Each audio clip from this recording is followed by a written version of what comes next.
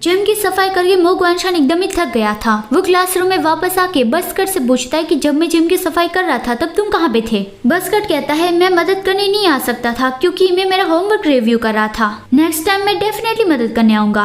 मो गुस्से से कहता है कि अगली बार ऐसी पनिशमेंट चाहिए भी किसे।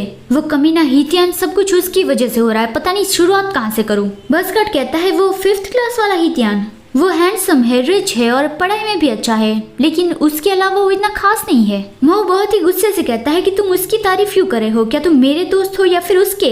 तभी हीथियान वहाँ पे आ गया और उसे बुलाने लगा। मो मन में बोलता है कि शैतान का नाम लिया और शैतान हाजिर, और वो हर बार मेरे लिए कोई ना कोई मुसीबत खड़ी करता ही है। हीथियान उसे बुलाता है कि थोड़ी देर यहाँ पे आओ, लेकिन मो ने उसे मना कर दिया। हीथियान ने उसे पैसे दिखाए तो फिर मो बाहर आ गया, जल्दी से पैसे ले लिया और कहा कि बताओ जल्दी से। हीथियान बताता है मैं ट्रूथ और डेयर खेल रहा था, उसमें मैं हार गया हूँ। मो कहता है तुम हार गए हो, इससे मुझे क्या। वहाँ पे हीथियान के साथ काफी सारी लड़कियां भी आई थी तो मो को बैड फीलिंग आने लगी। हीथियान उसके करीब आता है और उसके नेक पर किस करता है तो सभी लोग चिल्लाने लगे और जानी भी वहाँ से निकल रहा था और वो सोच रहा था कि आखिर यहाँ पे हो क्या रहा है। उसने देखा तो वो हीथियान और मो गुआनशान थे। हीथियान मो को कह रहा था कि ये तो ट्रूथ और डेयर की मेरी पनिशमेंट थी, मुझे जबरदस्ती ये करना पड़ा। जानी समझ गया कि ओ तो ये हीथियान है जो फिर से फ्लर्ट कर रहा है। मो का चेहरा एकदम ही लाल हो गया था, वो हीथियान को धक्का देता हुआ उसे गालियां दे रहा था। उसके फ्रेंड्स भी ये देख रहे थे और सोच रहे थे कि हमारे यार की बेइज्जती हो रही है, हमें क्या करना चाहिए, क्या उसे बचाने जाना चाहिए या नहीं।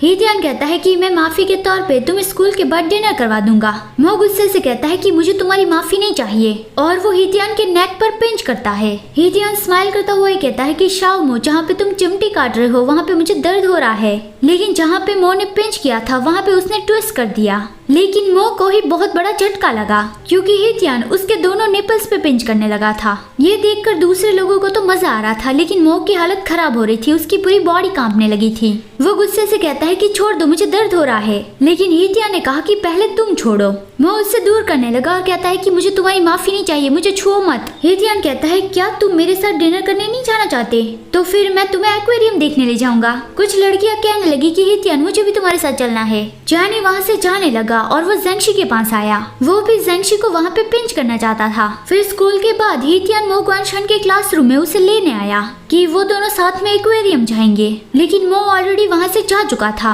बस्कट मो गुआनशान के पीछे गया और कहा कि तुम इतना जल्दी जल्दी क्यों भाग रहे हो। मो कहता है कि अभी मैं काम पे जा रहा हूँ, जरा सा भी टाइम नहीं है मेरे पास। बस्कट ने हीथियान का नाम लिया तो मो गुआनशान गुस्से से चिल्लाता है कि उसका नाम भी मत लेना, उस लफंगे ने मेरा दिमाग खा के रखा है, मैं पक चुका हूँ उससे। और वो फिर से जल्दी जल्दी में जाने लगा कि मैं लेट हो गया हूँ, वो आंटी फिर से मेरे पैसे काट लेंगी।